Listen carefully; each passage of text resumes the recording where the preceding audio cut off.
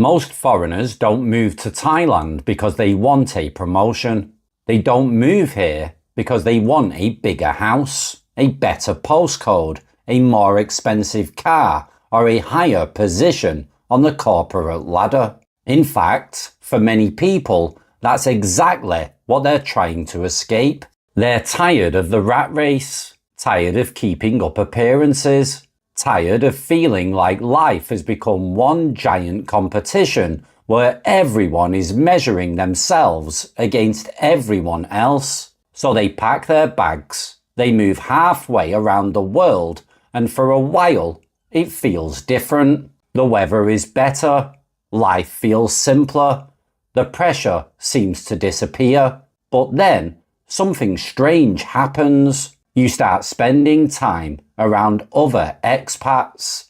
You sit in the bars, you join the Facebook groups, you meet people at social events, and before long, you begin to notice a pattern. The competition never actually disappeared. It just changed shape. The corporate ladder was replaced by something else. The status symbols changed. The rules changed. The scoreboard changed. But the game itself stayed exactly the same. Because whether people realize it or not, there is a hidden hierarchy inside almost every expat community. An unwritten ranking system. A social ladder that nobody admits exists. Yet, almost everyone participates in it. Some people gain status because they've been in the country longer. Some because they speak the language. Some because of money. And some because of who they are dating or the visa that they hold.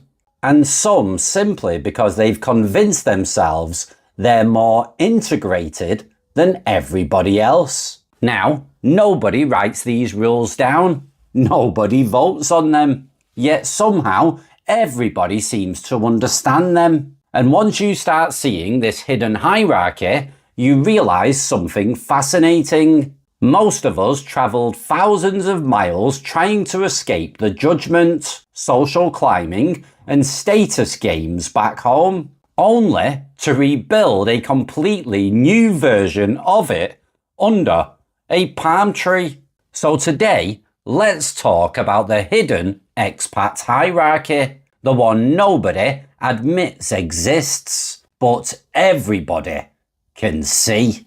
So let's start with the most common baseline indicator of status in the expat community, the longevity flex. You see this everywhere, from casual bar conversations to online expat forums. It's the immediate need for someone to establish exactly how long they've been in the country, usually within the first 2 minutes of meeting you. Oh, you've been here 2 years. Nice. I remember back in 2012 when this whole area was just dirt roads and a single noodle shack. It's a subtle power move. The implication is always the same. I have survived here longer than you. Therefore, my understanding of this country is superior and your opinions are cute, but ultimately uneducated. Now, the irony, of course, is that a person can live in a country for 20 years inside a closed bubble, learning absolutely frig all, while someone else can dive into the culture and understand more in 18 months than the veteran does in a lifetime. But in the unwritten rule book, the calendar carries weight. Now, directly tied to the longevity flex is the language and integration scale. This is where expats score themselves and everyone else on how local they've become. At the bottom, you have the total beginners, or the people who simply refuse to adapt. They rely entirely on translation apps, stick exclusively to Western restaurants, and complain that nobody understands them. And at the top, you have the fluent speakers. Now, speaking the local language is a massive asset, obviously. It opens doors and changes your entire experience. But within the hierarchy, it's frequently used as a weapon of superiority. There is a specific type of expat who loves nothing more than ordering food in flawless, tonal precision just to make sure the other Westerners at the table know they can do it. It's a constant game of cultural gatekeeping. If you don't speak the language to a certain standard, or if you still enjoy a Western meal instead of eating local street food 3 times a day, you are quietly filed away as a tourist who forgot to leave. Then we have the economic split, which cuts right through the middle of the community. This is where expats divide each other based on financial reality and career status. On one side, you have the corporate expats, the digital nomads making Western salaries, and the wealthy retirees. On the other side, you have the local English teachers, the bloggers, and the people scraping by on tight budgets. Now, the judgment here goes both ways, and it's very bitter. The budget crowd often views the wealthy expats as materialistic, out-of-touch snobs who are just living in a privileged bubble, completely insulated from the real country. Meanwhile, the high earners often look down on the budget crowd, viewing them as transient, unstable, or lacking real ambition. The reality of these individuals is always infinitely more nuanced than a simple label. But human beings love easy shortcuts, and sorting people into economic boxes is the easiest shortcut of all. Now, we hit the most sensitive, controversial layer of the entire hierarchy: relationships. This is where it gets deeply personal and where the masks completely come off.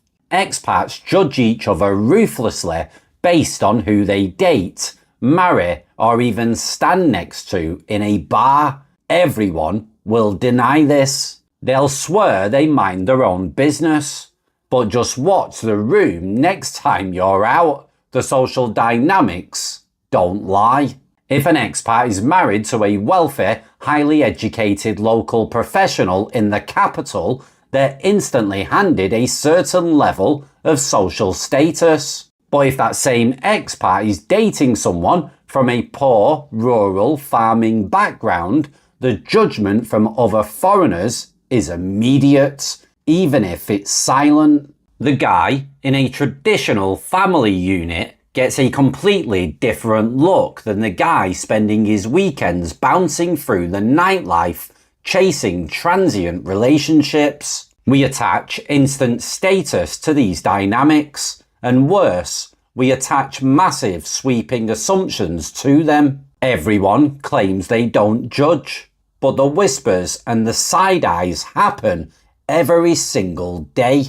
Now, what's wild about all of this is how flawlessly it mirrors the exact societies we all ran away from in the first place. Now, sure, the backdrop has changed. Instead of grey, rainy brick cities, you've got tropical concrete jungles and palm trees. Instead of pounds, dollars, or euros, it's local currency. The scorecards aren't corporate ladders or suburban postcodes anymore. They're visa types, years in the country, and who you know. But the actual human behaviour, it is exactly, unequivocally, the same. And that brings us to the real takeaway. This hidden expat class system isn't actually about the country you move to at all. This is entirely about human nature. Most of us packed our bags and moved to the other side of the world thinking we were escaping the rat race, the social climbing, and the judgment. But if you're honest with yourself, you realise pretty quickly you cannot outrun human nature. We are evolutionary pack animals.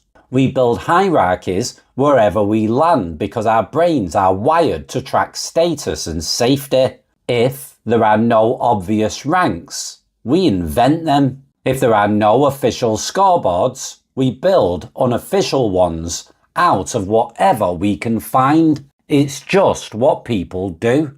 Now, the irony is almost hilarious when you step back and look at it. You travel halfway around the globe, uproot your entire life, and learn a completely new culture just to escape the pressure cooker back home. Then you spend the next 10, 20, or 30 years meticulously rebuilding a miniature, hyper-focused version of that exact same judgmental society right under a palm tree. Different country, different language, same human nature.